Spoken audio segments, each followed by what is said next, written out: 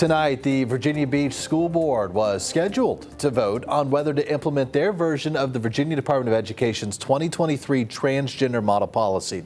It's a policy that Governor Glenn Youngkin and Attorney General J.C. Miyares say school boards must implement. It requires students to use their assigned sex for bathrooms and school activities. It also requires parents to give consent for students to use different names or pronouns. Although at this hour, it is not clear if the Virginia Beach School Board will actually cast a vote on this topic tonight. Sarah Hammond joins us live outside the school board meeting with the very latest. Sarah.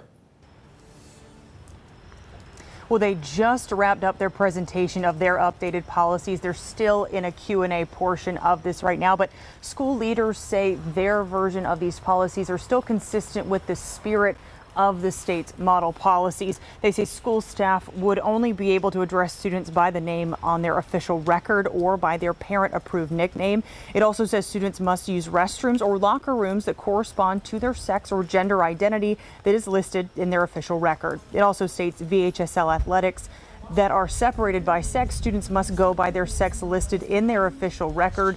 These modifications come after a motion to adopt the state's policies in full failed on August 22nd. Monday of this week, the board met for a work session to create revised policies that they say are still consistent with VDOE's policies.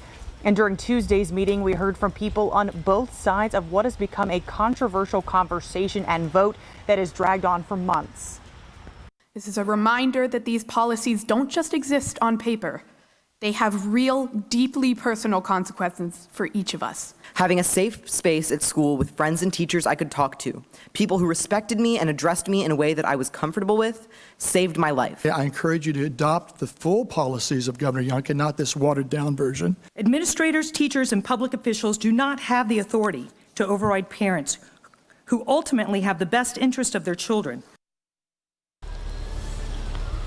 Board member Vicki Manning argued that some of or parts of the policy presented tonight are not consistent with the state's policies. Again, it is not clear if they are going to vote on this tonight. It was listed as an action item, but they said they're going to decide once they get there. Live in Virginia Beach, Sarah Hammond, 13 News Now.